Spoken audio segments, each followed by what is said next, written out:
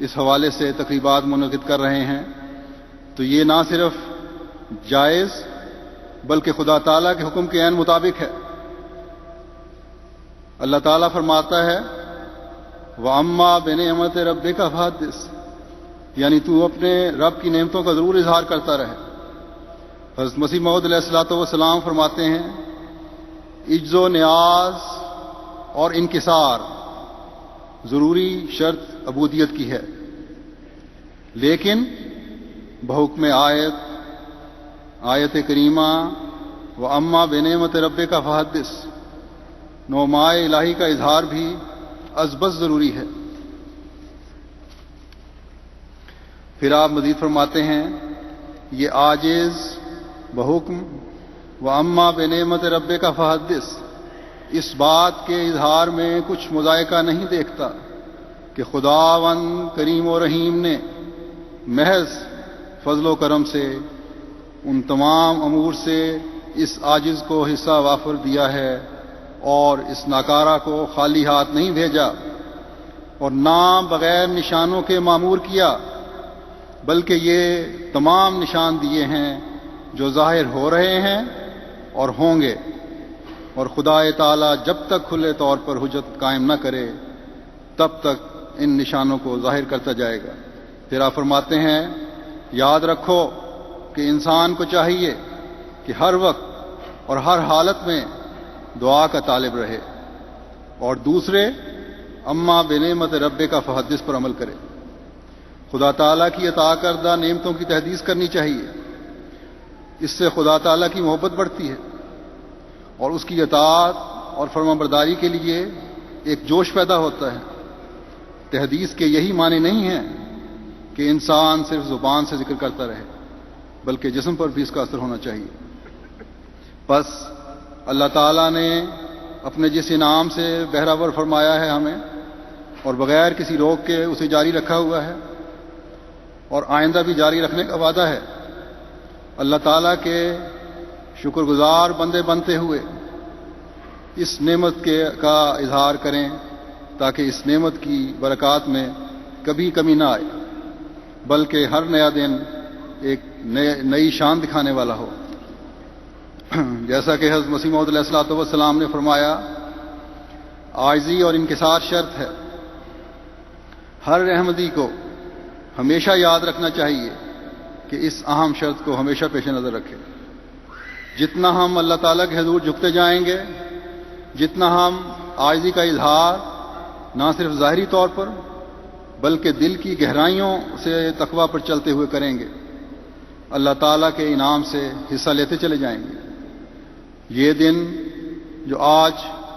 خلافت احمدیہ کے 100 سال پورے ہونے پر خاص اہتمام سے منا رہے ہیں یا ہر سال عمومی طور پر مناتے ہیں، یہ ہمیں اس بات کی یاد دلانے والا ہونا چاہیے کہ تقویٰ پر چلتے ہوئے عاجزانہ راہوں کو اختیار کرتے ہوئے اللہ تعالیٰ کے احکامات اور تمام اوامر و نواہی پر پوری طرح کاربند رہنے کی کوشش کریں گے۔ آج صرف نظمیں پڑھنے یا غبارے اڑانے یا متفرق پروگرام بنانے یا اس خوشی میں اچھے کھانے کھانے یا مٹھائی کھانا ہمارا مقصد نہیں ہے۔ یہ پروگرام جو اس وقت ہو رہا ہے یا مختلف جماعتوں میں ہوگا صرف خوشی منانے کے لیے نہیں ہے۔ ٹھیک ہے، یہ بھی ایک مقصد ہے، جیسا کہ میں نے کہا یہ اللہ تعالیٰ کی نعمت کا اظہار ہے، لیکن اس اظہار سے ہماری توجہ تقویٰ کی راہوں کی طرف پھر جانی چاہیے۔ اگر صرف ظاہری شور شرابہ، تصنع اور بناوٹ اور پروگراموں میں دنیا داری کے اظہار کے لیے ایک دوسرے سے آگے بڑھنے کی کوشش ہے تو یہ عمل اسی طرح قابل کراہت ہے جس طرح جلسہ سالانہ سے پاک تبدیلیاں پیدا کیے بغیر چلے جانا یا کوئی بھی غیر صالح عمل جو خدا تعالیٰ کی رضا کے حصول کے بغیر ہو۔ پس آج کا دن ایک نیا عہد باندھنے کا دن ہے۔ آج کا دن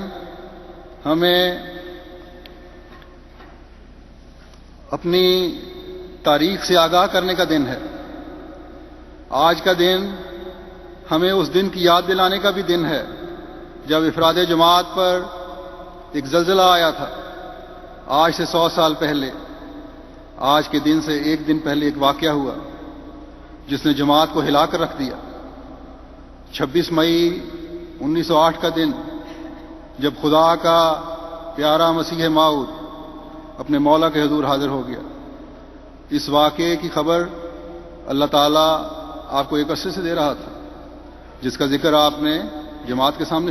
شروع کر دیا تھا کرنا، اور رسالہ الوصیت میں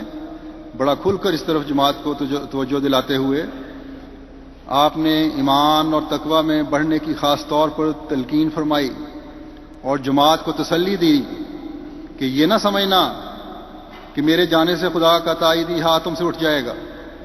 بلکہ اللہ تعالیٰ کے وعدے میرے بعد ہی پورے ہوتے رہیں گے۔ بہرحال اللہ تعالیٰ کا قانون ہے، ہر ایک انسان جو اس دنیا میں آیا اس نے جانا ہے۔ تمام انبیاء بھی اسی قانون کے تحت رخصت ہوئے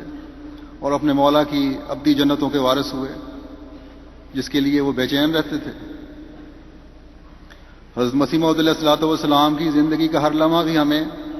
اس زندگی کی آرزو کرتا ہوا نظر آتا ہے جو ابدی زندگی ہے۔ آپ کی وفات پر افراد جماعت کو یقین نہیں آتا تھا کہ آپ اس دنیا سے رخصت ہو چکے ہیں۔ بہرحال جب پتہ چلا کہ یہ حقیقت ہے،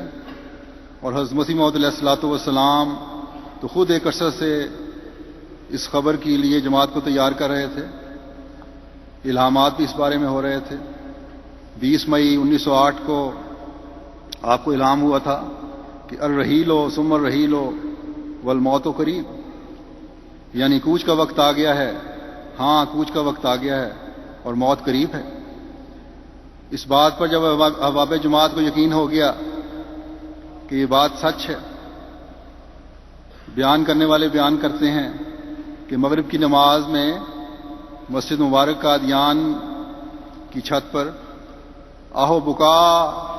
اور گریہ وزاری سے ایک محشر بے پا تھا، لیکن دوسرے طرف مخالفین کی شرمناک حرکات بھی اپنے عروج پر تھی۔ احمدیہ بلڈنگز کے نزدیک لاہور میں جہاں آپ کا جسد مبارک رکھا ہوا تھا، شہر کے آوارہ مزاج لوگوں کو مخالفین نے جمع کر کے خوشی کے نعرے لگائے اور گیت گائے۔ بےہودگی اور بے حیائی کی انتہا تھی جو اس وقت ان لوگوں نے کی۔ اوباشوں سے تو یہ توقع کی جا سکتی تھی،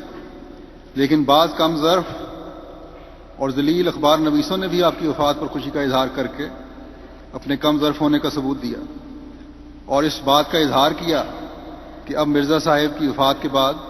یہ سلسلہ نعوذ باللہ تباہ و برباد ہوگا۔ لیکن ان بےہودہ گوؤں کو یہ پتہ نہیں تھا، ان کی یہ بھول تھی، یہ ان دنیا کے کیڑوں کی گھٹیا خواہش تھی، یہ ان لوگوں کی بھول تھی جو خدا تعالیٰ کی اپنے فرستادوں کے لیے غیرت رکھنے کے علم سے بے بہرہ تھے۔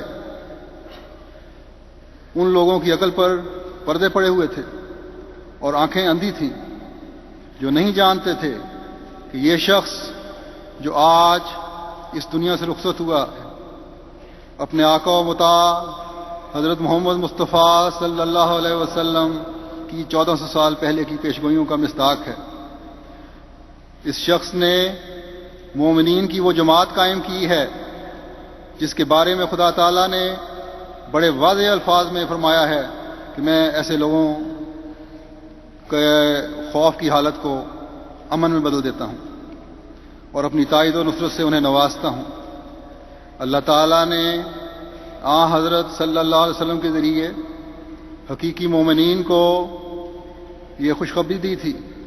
کہ مسیح و مہدی کے اس دنیا سے رخصت ہو جانے کے بعد دشمن کی خوشی عارضی ہوگی اور اللہ تعالیٰ اپنے فضل اور رحم کی چادر میں اس مسیح و مہدی کے غلاموں کو لپیٹ لے گا۔ ایک حدیث میں اپنے زمانے سے لے کر آخرین کے زمانے تک کا نقشہ کھینچتے ہوئے حضرت صلی اللہ علیہ وسلم فرماتے ہیں، اور یہ روایت ہے حضرت حذیفہ سے، آپ بیان کرتے ہیں کہ حضرت صلی اللہ علیہ وسلم نے فرمایا تم میں نبوت قائم رہے گی جب تک اللہ چاہے گا، پھر وہ اس کو اٹھا لے گا